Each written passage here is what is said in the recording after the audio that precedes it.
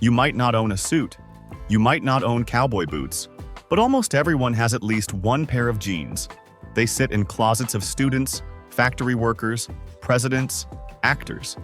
Nothing in a wardrobe carries more cultural weight. But here is something that might surprise you. The garment called America's unofficial uniform is mostly not made in America. That's just the beginning. The blue on your jeans most likely didn't come from a plant, it came from a lab. And before that pair ever reached a store, it had already traveled roughly 9,000 miles. This is how a pair of jeans gets made, and why something so American now comes from a supply chain most of us have never seen. December 1870. Not a boardroom, a tailor shop in Reno, Nevada. Snow coming, miners needing clothes tough enough to last a winter underground. Jacob Davis was an immigrant from Latvia who drifted across America before landing in Nevada. Not famous, not wealthy, just a man who knew how to sew. Then one afternoon, a woman came in asking for pants tough enough for her husband, a timber worker, to wear day after day without tearing. Davis pulled out canvas duck cloth, then spotted a tin of copper rivets on his bench, the kind he used on horse saddles.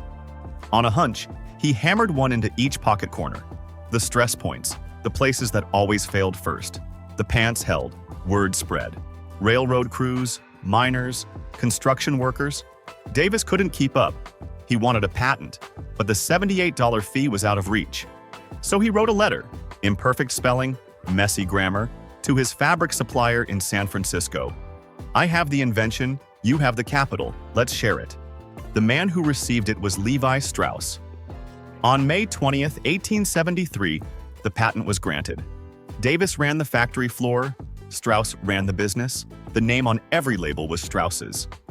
An immigrant tailor with a letter full of spelling mistakes created the garment that became the symbol of American identity. His name is on the patent. The brand the whole world recognizes carries someone else's. Here is the thing nobody tells you.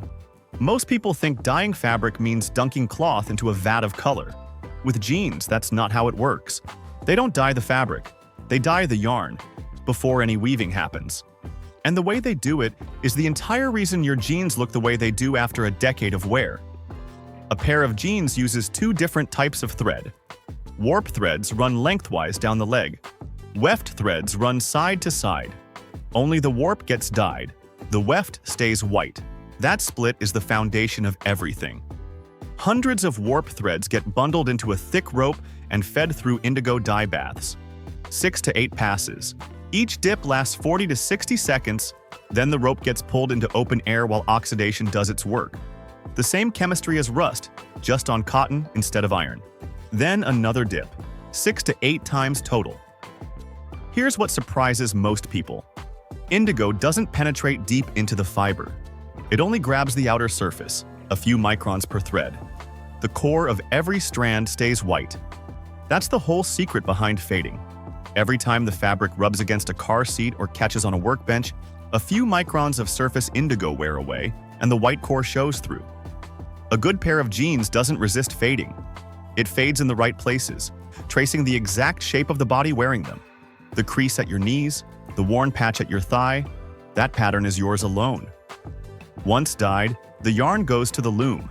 Shuttle looms weave slowly, producing 29 to 32-inch wide fabric with self-sealed edges. This is selvage denim, what high-end jeans are cut from. Projectile looms run 10 times faster and weave 60-inch fabric for the mass market.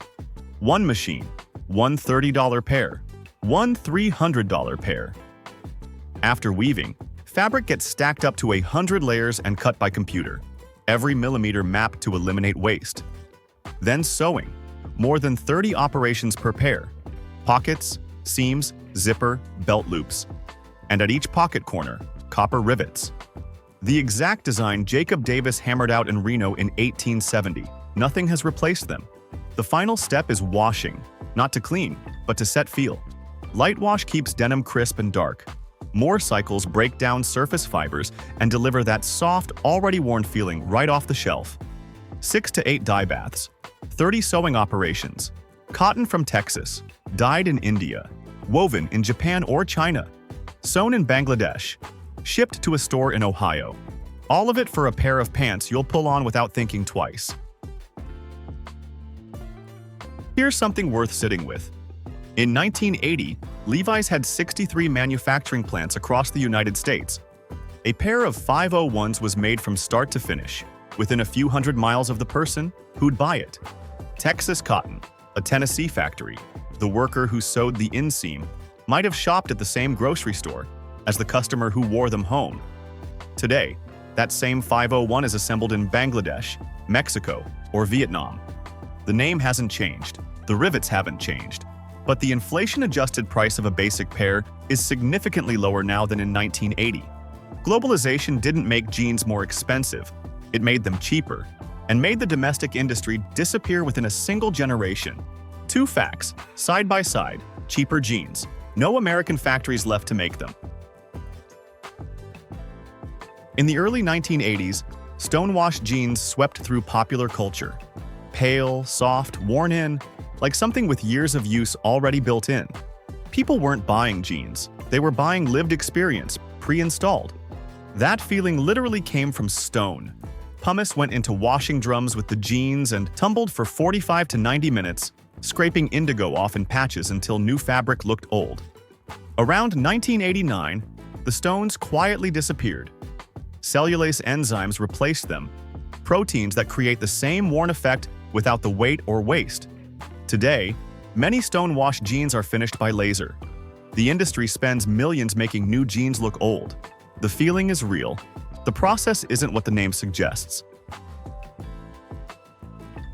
In 2003, in San Antonio, Texas, the last Levi's factory in the United States closed, not with a press conference, with a memo and a moving truck.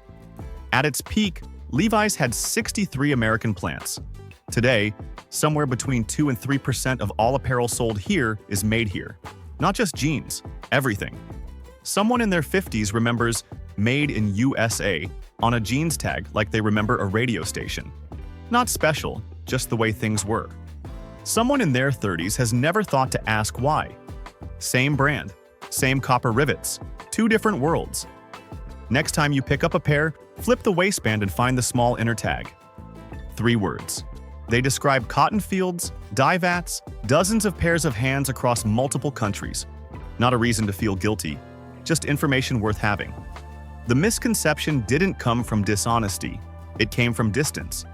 Factories moved out of sight, and when something moves out of sight, it moves out of mind. The name stayed, the story held still, while the actual thing migrated 9,000 miles away. That pair didn't start in a store. It started in a field, passed through 6 to 8 dye baths, moved through 30 pairs of hands across multiple countries, and traveled 9,000 miles to reach your closet.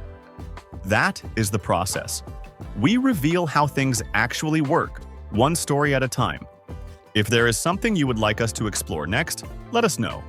Until then, trust the process.